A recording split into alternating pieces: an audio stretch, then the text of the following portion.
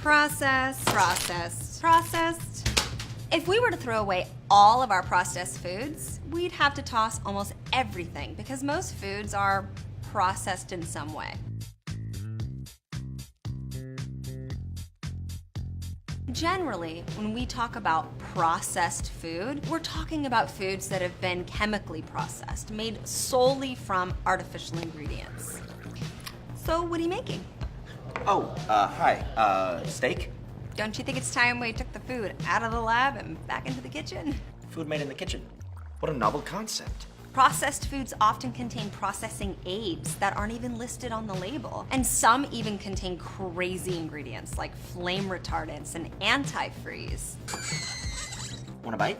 Nah, I'm good. Everyone's favorite ingredient, sugar, is also one of those big, giant dangers. Gotta have my morning cup of joe. In the US, the average person consumes 20 teaspoons of sugar a day in processed food alone. That's in the food, yo! Not even the extra stuff that you put on top of things, like your coffee. What's up, losers? Oh God, not this guy again. Blech. Don't hate the sugar, hate the cane. Can someone please just eat me and put me out of my misery?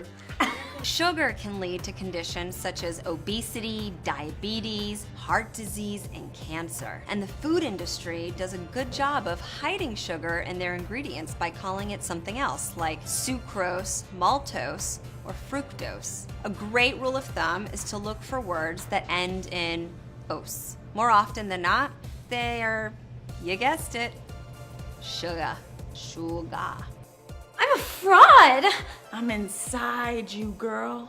Ugh. Processed foods are also considered highly addictive and can lead to overeating. Food addiction goes unnoticed a lot of the time, but processed food contains substances that make it mega addictive. Addicted to chips? Impossible. Processed foods stimulate the release of the reward hormone, dopamine, in the pleasure center of your brain. So we continue to eat them. Sometimes we eat until we feel sick or end up obese. Whoa there! I think you've had enough there, friendo. You are? The name's Chips. I believe we've met.